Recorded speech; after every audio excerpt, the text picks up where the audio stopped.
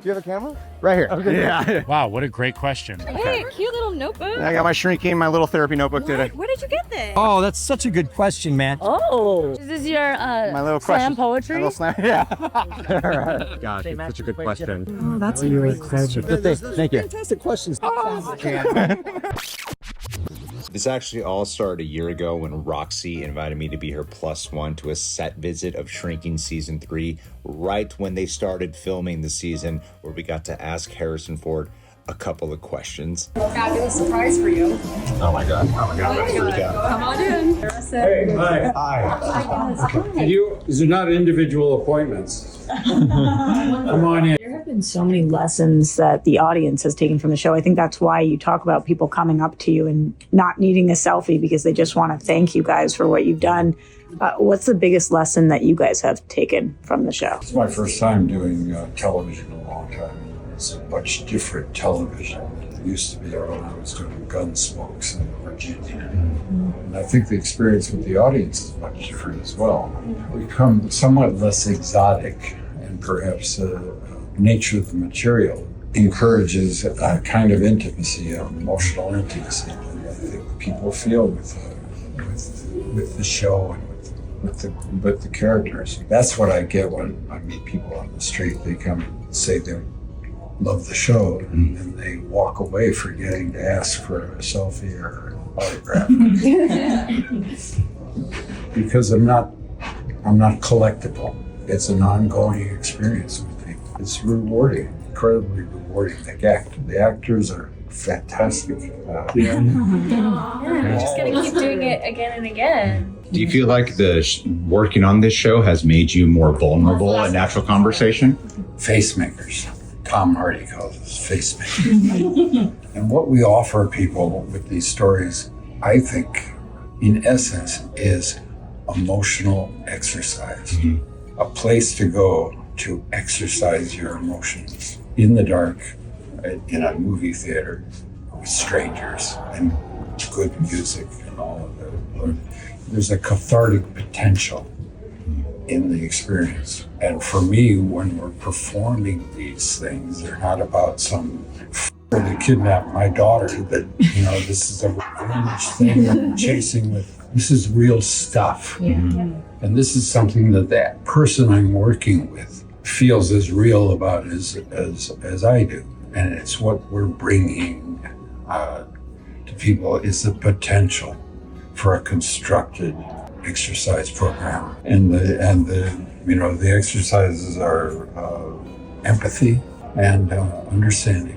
Now it's a year later, a remarkable season 3 finale has aired, and all thanks to that +1 invite, I got to attend a red carpet and do a couple of interviews with some of the cast at the FYC event to celebrate. Spoilers for season 3 ahead. Wish me luck. Hey, cute little notebook. I got my shrinking, my little therapy notebook today. Where did you get this? I got it at some other Apple event, and I'm not just saying it because you're in front of me. This is my favorite Apple show. One of my favorite shows of all time. So it's a show that means a lot to me. So I was like, I gotta get this. I want one of these. I want to take my character notes in one of these. Right? That'd be incredible. Alice has a strength this season that feels very much earned, but also a little bit unfair because she had to grow up so early. How did you think about the tension between maturity and parentification? Her nature, I think, even before we're kind of catching a glimpse of her and Jimmy at this stage in their lives, I think by nature, she's a very perceptive human and very empathetic. It's been wonderful to explore this moment of time in her and Jimmy's lives because it's not the typical relationship, father-daughter relationship that you see, where I feel like it's like they have a shitty relationship. It's not that. It's these two characters faced with an external mountain that they have to deal with together, and the tension is in front of them. It's really sweet to have explored that for now 3 seasons, and we're kind of on the other side of this mountain. Not saying that there's not going to probably be other mountains in the future, but I've enjoyed doing that with Jason. I've heard you speak on how Alice has had to wear different masks around different people. What mask do you feel like she no longer has to wear by the end of this season? Oh, that's a great question.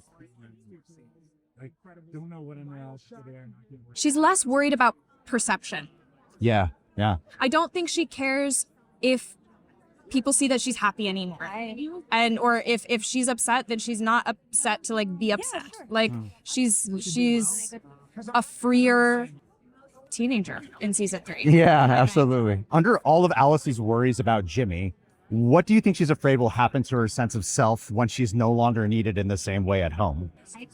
I haven't thought about that. No. What's going to happen with her sense of, that's a big question. What's going to happen with her sense of self? I think she's a strong lady that will hold on to her values. I think that when somebody is just faced with such crazy grief at that coming of age period in your life, obviously it has you mature in certain ways. And I just hope that she can have some fun when she goes to college. And I say that, I hope she has some fun, but I know that she has a good head on her shoulders. And I know that she's going to walk through her life with a grounded, intentional in a grounded, intentional way. Alice has a lot of relationships with a lot of adults in this show, but she has a really fun dynamic with Summer. What do you feel like Summer brings out of her that she doesn't quite get with all of her other adult relationships? I mean, Rachel Stubbington brings out the best in me. Okay. Yeah. She's just kind of the same, the mask that I was saying that she lets go. She doesn't really care about the way things should go. Summer is a very free character and really does not care what people think about her and moves through the world with this unapologetic effervescence. And I think that it's really inspiring for Alice to see. She's just like the best friend. She shows up for her. Yeah. It's super sweet. Thank you so much for your time. I really love your answers. My name is Greg. I'm Jason. Nice to meet you. Nice to meet you. In this season, especially towards the end, Jimmy gets mocked a lot for being sensitive. Yet, I feel like that sensitivity is what makes him feel emotionally attuned. How do you feel like the show differentiates the difference between sensitivity as a strength versus sensitivity as a liability? Wow, what a great question.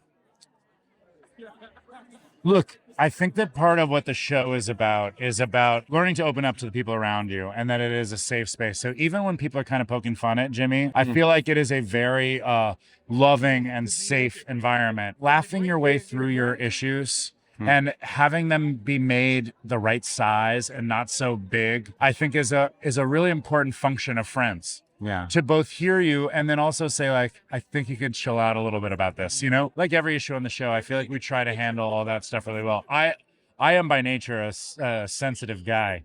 You are too? Yeah. Yeah. I've been this way my whole life. It's why I do this job. And so it's actually, I think every character I've ever played probably feels things a little too intensely. Honestly, I think it's honest and funny to see someone feel things too intensely. You have this relationship that really gets focused on towards the end of it between Randy and Paul, which is recognizable, but perhaps not identical. How would you discern the difference between the pain of the father who left you versus the pain of the man you choose to lean on? Well, it's become really clear that, you know, we wanted to explain why Jimmy is trying so hard to make Paul a father figure. Jeff Daniels did an amazing job of presenting, like, you know, listen, it's a show about therapy. We all come from somewhere. A lot of times it starts with the parents. And to see that fractured relationship with his own father really explains the dynamic with Paul. And to have him at the end of the season say, "You're a son to me," is everything Jimmy's wanted to hear. Jeff Daniels, I grew up like Dumb and Dumber, of course, and so that the comedy background. This show leans a little bit more into the drama between your guys' dynamic. Was there ever a temptation to want to lean a little bit more into the comedy between you two, or was when the camera wasn't rolling, was there more comedy happening with you guys? You know what? We shared a lot of great stories. He's an amazing guy. I learned so much from him, actually. We talked about acting a lot. But no, the writing is so strong. We honestly let the writing be in charge and follow where that leads us. Yeah. One of the ongoing jokes, of course, is the jokes about Jimmying. I'm curious, if you were to ask your castmates what they think Jasoning is, what do you think they might say? I think it's like moving through life like Big Bird. It's kind of what Jasoning is. Yeah, I fucking love that so much. Jimmy spends much of the season, he's trying to move forward, but he still seems governed by the fear of being left. Which do you think has the deeper hold on him this year, grief or abandonment? I actually don't think it's abandonment. I think that what Jimmy is struggling with, which we tried to do a really honest job writing it in the finale, is who's going to want me now that I'm covered in these scars? You know? Yeah. Am I used up? Like, yeah. I think we were really trying to figure out, you know, he's been stuck in this thing, and I'm always interested in, like, what is the dirty underneath? what isn't he saying? And I think it's that. I think it's who's gonna want me now. In the final episode, you have this moment where you blow up at Paul. Was there a catharsis that happened in that moment? And was there also a fear, and perhaps like standing up to Harrison Ford can be kind of a feeling to deal with? But was there, I imagine there's a trust by this point where you can let that emotion out. Yeah. I looked forward to this scene all season. Yeah. I knew what was coming. And it's like if someone tells you in 6 weeks, you're going to play one-on-one with Michael Jordan. Do you know what I mean? That's kind of what the whole season felt like. Yeah. Hey, in episode 11, this is going to happen. And so a lot of it tried to arc all the scenes heading towards it, you know? Amazing. Yeah. Oh, so you were like consciously aware of where it was going, and you were. Yeah, it's my job. That's amazing. Oh, to have that kind of awareness from episode 1 of filming this. Going through. Like this is going to end with both of them saying the stuff. Yeah. You know? And boy, did I cry. Oh, I'm so It was glad. beautiful. I absolutely loved everything you have to give. Thank you so much. Thank you so much. Thank you. What is it, Greg? Greg, I'm Ted. nice to meet you. Nice to meet you. There's this scene before surgery with Krista Miller. Yeah. That was very powerful, partly because Derek doesn't fully break. How did you both calibrate how much emotion to hold back versus let through in that moment? We do multiple takes of scenes, and there are some where we let it go. You know, you play, and sometimes I often can't control myself, so and I like to let it go and then see where it takes you. Bill will always say, "Don't play the end of the scene early." For me, I like to. It's almost like, you know, you throw up and then get it out and then see what happens. And so I always need the freedom to just let it out first and see where it's going to go, and then you can find that space. Krista is really interesting to work opposite because she is so uniquely different, and you never know how anything's going to come at you. And that's an actor's dream. I hear it a certain way, and it never comes out of her the way that I hear it. That makes it amazing. Yeah, it's a really unique experience. She's unusually interesting. It was the scene that broke me to tears watching that moment. I was really moved by it. Thank you very much. I had a friend on the airplane the other day, and he was watching it, and he called me up and said, "Son of a bitch, I'm crying." I said, "I'm in the hospital with you right now." Anyway, it was really fun. Really, it's just good writing. All you have to do is say what they wrote, and you're going to score. This season gives Derek more moments where he really takes a stand. As an actor, how did you find the balance between letting him be firmer without losing that joy and warmth that makes Derek Derek? That's always that fine line, right? And Derek does have that soft edge to him, even though there's an edge. I'm a dad of 2 boys. I can understand that storyline well. That relationship is I don't want to say easy, but natural for me by getting their respect and showing that I'm strong also helps my kids be strong in their life, right? They need, we all live by what we watch, what we see, how we live, what our parents give us. And so I think, you know, it makes sense. I thought it was very honest and yeah. But Derek is always going to be, I say that, and then God knows what's going to happen. By the end of the season, Derek is facing these health fears, and he's becoming a grandfather, and he's still wanting adventure by the end of it. What do you think he understands about moving forward by then that he didn't at the start of the year? That's a complicated question. I think that Derek learned it's time to, you know, when you're married to Liz, she does so much of the heavy lifting, the loud lifting, that we can have these conversations, pillow talk, and say, "Here's what we think," and she makes it happen. She's like, and finally, she's like, "No, you make it happen." Yeah. And so Derek had to man up, and I think he feels pretty good about that and how it worked out. Right? Derek learned a lesson that it's his turn too. Yeah. You know, and he can't always let her be that person. But what you really saw was their relationship, Liz and Derek, and how they actually do work, and that Derek sees her for who she really is, which is this sweet little child inside who's covering it up with all this stuff. She knows that he sees that, and he sees that. My last question, just to end it on a little bit of a lighter note. There's this really fun moment where Derek gets extremely high. Yeah. I was wondering, if Derek had his go-to of munchies, what do you think the food items would be? Cheetos, pizza. I call it gorp, but nuts and raisins. Yeah. Yeah. Awesome. Peanuts, all that stuff. Those are my go-to munchies as well. All right. Well, thank you so much. Thanks so much, Ted. It was a great time. So much. Pleasure. This is not hyperbole. I just wanted to say it is my favorite Apple show right now. Oh, great. Thank you. I man. rarely use the word like something is important to me, but this is something that I felt very significant in my life. So thank you for this show. It's been very, very powerful. I'm really bad at this. I'm a reserved guy from Connecticut, and my wife told me when someone says something that kind, I have to take a breath and look them in the eye and say thank you sincerely, because otherwise I look standoffish and I stare at my shoes. Thank you very much. Well, actually, on that note, then, so much of the show is characters learning how to receive love. Yeah. Has working on this show changed at all in how you learn how to receive compliments and such, like what we just had right now? I had to look at myself a little bit because, look, everybody has this in work situations.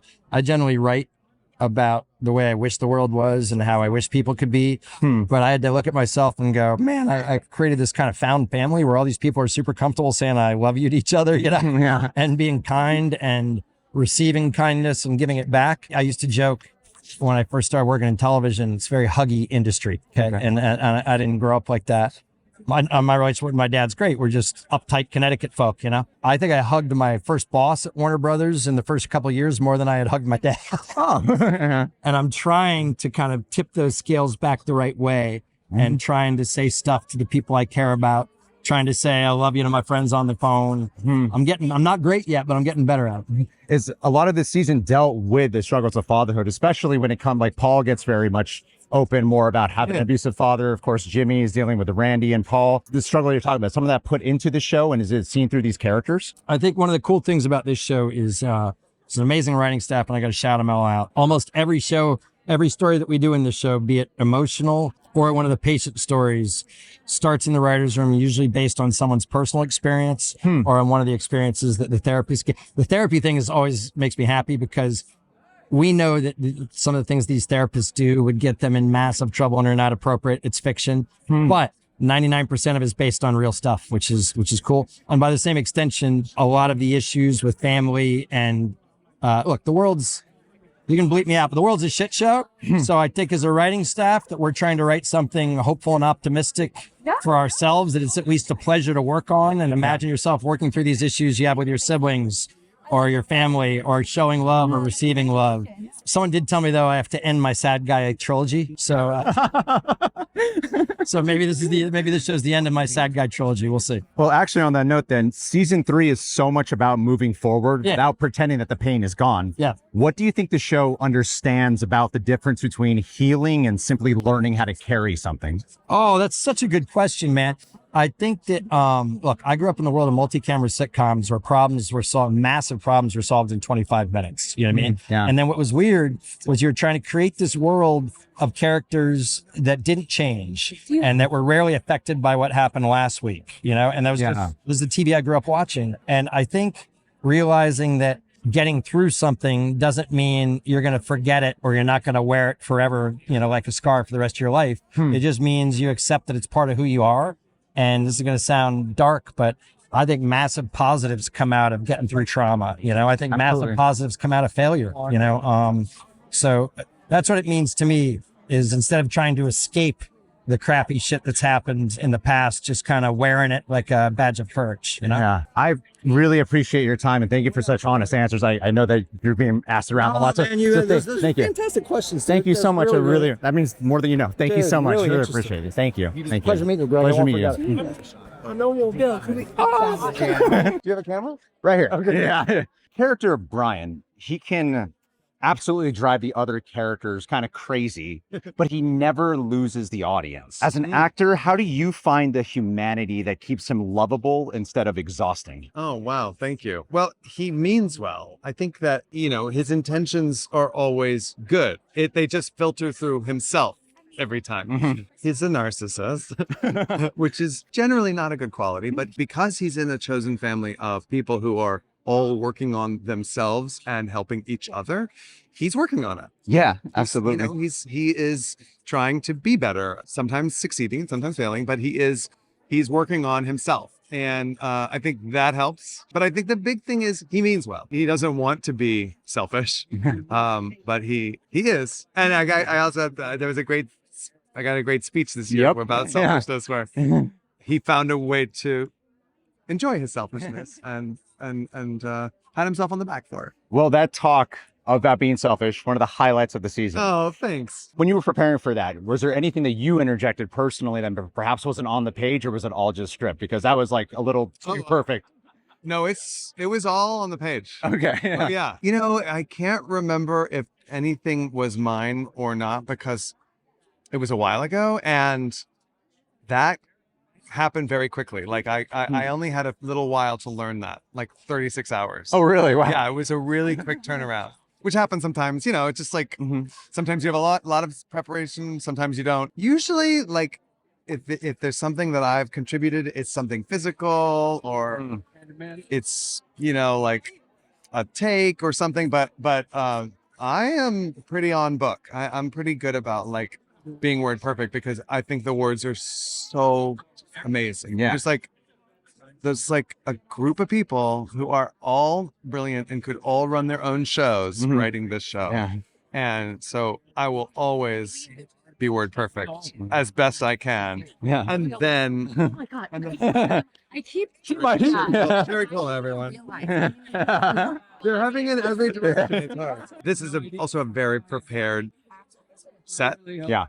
Everyone shows up very, very, very prepared, which is it's just great because the first time we do it, we're already playing, already like relaxed. Yeah. It makes a huge difference. The reason I asked that question specifically was because, like, you have such a great way. I don't even know if I have a question or it's just a compliment. It's like, you have such a great way of making it sound like you're coming up with this on the top of your head, or it doesn't sound scripted. So I was like, I wonder if this was, when I was watching, I was like, was this improvised? Because it felt really? that natural. Yeah. Thank you. Well, no, Yeah. that means a lot. That is a very nice compliment. But no, I'm no writer.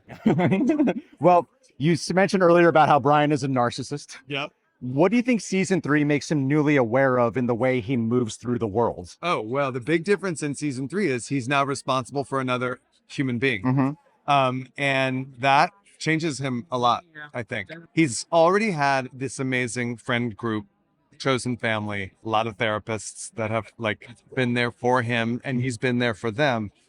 And then he has this amazing husband, Charlie, played by Devin Kawaoka. The biggest change in his life and the biggest growth, I think, comes from this baby. Yeah. And this little heartbeat that he has to protect and take care of and nurture and put first. Yeah. Were there any preconceived notions you had about fatherhood that changed after filming this season? You know, yeah, one that's a little silly, but we use 2 babies, play Sutton. Oh, okay. Season 3. And, you know, one cries, get rid of it, bring them the And there was like a month where I didn't see them just because we didn't have scenes with them or whatever. And they came and they were they handed me this baby and I was like, no. This isn't my baby. Like, no, oh yeah, babies grow. Yeah. I'm not a father in real life, but I have a lot of children around me. And as you know, like my niece is 21. Wow. But I remember when she was nothing. And I don't feel that different from them. Yeah. But sorry, I just elbowed you in the head. It's a dynamic interview today. I think that was the preconceived notion is I didn't, of course I realized that babies grew, but I didn't quite realize how fast they grew, how special it must be to watch them every day. My last question would be this dynamic with like Ava and Sutton. Yep. This season keeps pushing on the line between care and chaos. What is this situation you feel exposed in Brian about the difference between helping someone and trying to rescue them? Interesting. Well, in some ways, I think trying to rescue a person is a selfish act. If a person's like in peril, it's one thing. But if a person needs to help themselves, you're not necessarily helping them and that happens a lot in this show. People who are, they want to be there in any way they can. Sometimes that's not the help they need. Yeah. Sometimes the help they need is to like find it on their own. We see it over and over again with Ava. We see it with Derek and Liz's kids. that happens a lot in the finale episode, where everybody really would rather, thinks they need to help Jimmy, but Jimmy needs to help himself. Thank you so much. Yeah. I had such a great time. Thank you so much. Thank you. Nice talking Keep it up. to you. Love this show so much. Thank you. I'm Thank so you. glad. Hello, my darling. Hi, I'm Greg. Doing? Pleasure to Sherry, meet you. Pleasure. Oh, Yep, I got a little shrinky notebook today. I love that. Yeah. Is this your My little slam question. poetry? My little slam. Yeah. I love it. Actually, you know what? It's not a bad idea. Thank you. This is actually not in my slam poetry sheet. In your final episode, there's a moment where you're by yourself and you make a phone call, but you don't divulge what you're really going through. I'm curious as an actor, when you are by yourself in a scene like that, how much thought is going into not overdoing it when you're by because I imagine there might be a temptation to want to show more than what's actually doing because you're by yourself. Sure. What was kind of the thought process into nailing down those final moments? You know what? Shout out to the brilliant writers and the brilliant directors and the brilliant producers because everything on the page tells you exactly what story we're telling, So Randall Winston directed that episode, and I remember we did different versions of the phone call, of just the loneliness at the end. So there were levels explored and just kind of playing within that dark space. But in terms of what I was kind of channeling, I think we've all kind of been there in some way, shape, form. I remember in 2021, I was kind of at what I considered my rock bottom. So whenever I have scenes like that, I always kind of just dig deep into those moments of how you really do feel alone. And I think with Maya, she really put herself out there. And I think that's also relatable, Absolutely. with this life that we're living with family and friends and classmates and coworkers. Like all we want is community and connection. And, you really just see that tender moment of her not wanting to be vulnerable, and like bottling her emotions and like not knowing what's appropriate and if she's doing too much, it just couldn't be more of a human storyline in a show that's really everything and more. Maya, if there's any takeaway, it's that you don't have to be alone, and you don't have to go through any of it by yourself. That's a big one. Yeah. Beautiful moment, heartbreaking as hell. Truly. She carries so much pain, but she also seems deeply committed to functioning through it all. What did you find the most human about the way that she tries to survive? I think what I've personally learned in therapy is that it doesn't need to just be one emotion that's hitting you in the face. Pain and joy can exist simultaneously. We can be, trying, and we could be optimistic, and we could be distracted. We could be, angry. We could also be exhausted. I think a lot of the times what's in front of us feels like the only thing. And with Maya, you see her trying to, take Gabby's advice of like meeting new people and meeting her group of friends, and you really see Maya trying and finding those moments of joy, like at the boxing gym where she's like, oh, like I can see myself coming back to this, like that moment with me and Lukita on the bench. That was also really special. There was a sliver of hope, and then it was devastating, and that's life. Yeah, I think there are so many moments where Maya, she obviously has trust issues, and with Gabby being her therapist, and she's hesitant to express her feelings. Like I think she's trying. It's that balance of trying but also guarded, trying but guarded, trying but guarded, which is once again very human. I've had a lot of people be like, "Oh, I went to therapy, but I didn't like it from going through one session." And then her character Maya, when she goes to meet Gabby for the first time, it doesn't get off to a good start. Yeah. What do you feel like is important when you are trying to, like, I've been through 3 therapists myself, and it took me a while to find the right one. What do you find to be the most important on a first meeting with a therapist? I mean, I've been with my therapist for almost 5 years now as Sherry. Interesting, because it is work. I can see why people are reluctant, or it feels like a lot, because you're opening up for no reason or sometimes many reasons every Saturday at 9 a.m. You know what I'm saying? It's work. You are just like getting things off your chest, but how liberating that is. To have someone to talk to who's unbiased. It's like, of course we could vent to our moms and our lovers and our friends, but it's nice to have this energy to bounce off of Yeah. with no judgment. In this season, it really dawned on me that Charlie is really in the middle between probably the two most difficult people on the show. He's Liz. Liz and Brian. What do you think it is about in Charlie's background that makes it easier or makes it willing to accept who they are and see past some of those more difficult tendencies? In Japanese culture, there's this word called gamen, which is silently suffer. I was like, wow, this is crazy. Yeah. And I my family has a lot of it. My dad and my grandmother definitely silently suffered a lot. I think it's sort of like the ability to sort of be patient through someone's journey, through knowing that they will choose the right thing eventually, to be open to all possibilities. That's kind of more beautiful than I expected it to be. Thank you for that. Yeah, of course. And in this season, we get the character of Ava, where there's a lot of boundaries sort of being crossed, this line between chaos and such. Yeah. What lessons do you feel like Brian and Charlie are learning here between boundaries and how close you can actually let someone into your life? So new story. Gosh, it's such a good question. I think that it's really hard to not feel compassion for someone who gave birth to your child. Yeah.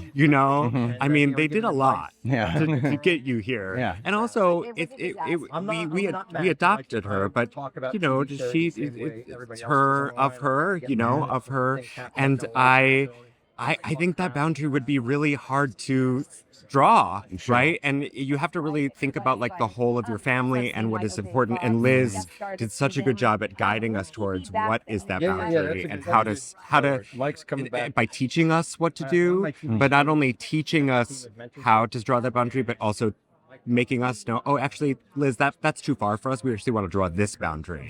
I think that's a really good lesson. It's my favorite Apple show because I've been in therapy for like over 10 years. And one of the earliest lessons, amazing. Yeah. One of the earliest lessons I ever learned about therapy is in order to grow, you got to step outside of your comfort zone. In what ways do you feel like working on this season, do you feel like you've been able to step out of your comfort zone? I mean, just in terms of like, I've never had a baby. Yeah. It just is like, it's a whole new experience, especially because it's a real baby. Right. So you're doing this thing where you're like, you're not sure. And I think when it's your baby, like there's a little bit more like, oh, I can just not throw it. But you know what I'm saying? Like you're a little bit more like, you know what you're doing and you've dealt with it. But when it's someone else's baby, it's even more precious, right? You're like, oh, their neck. Yeah, I feel like that was an interesting thing that I had to sort of overcome and deal with. Were there any preconceived notions about fatherhood that you had before that maybe changed in the process of making the season? I will say that when I saw Sutton for the first time, the actress who plays Sutton, that I started to weep and I didn't realize how overwhelming it would be to be a parent and how much I would want that. Oh, wow. So it really actually did have like a life-changing effect on you. I would say there's a lot of growth then that actually occurred for you this season. Exactly. Well, thank you so much for your time. I really love those answers. Thank you so much. Yeah. Thanks, Linda. I'm George, and this is George Linda. Exactly. That Got it. all the time. How do we get confused all the time for each other? Actually, I'm practicing this. I forgot I have a lab mic today. I'm here with George and Linda. Okay. Is this just pretend? Is this pretend? This is real. Oh, this is really happening today.